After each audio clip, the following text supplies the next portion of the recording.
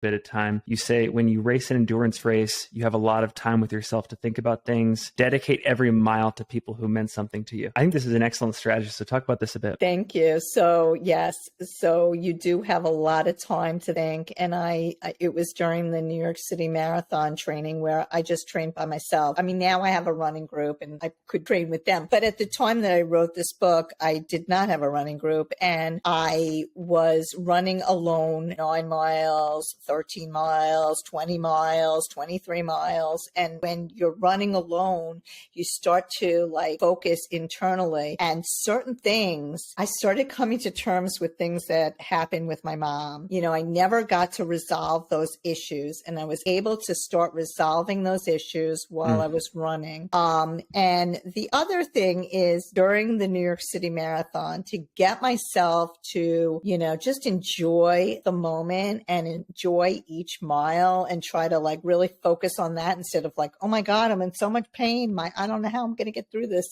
What I did was I dedicated each mile to a person or something that meant something to me, in my life, so obviously, like mile 20, I dedicated it to my sister's dog, Gino, because the dog is like a very vicious dog and always bit me and, run after me. And I thought, oh, this is a good one, like, let me think about Gino during mile 20, because that's a hard mile or whatever it was. I forget exactly what it was. Might have been Danielle. It was 20. I'm not sure, but in any event, it was up there. I did dedicate a mile, to each of my children, to my whole family. I mean, everybody got a mile. I dedicated a mile to Jeff Galloway because he really was my running coach during that time. And he was amazing. My triathlon coach, Danielle Sullivan. And then I dedicated one of the miles to, it was also a later mile to everyone who says they can't,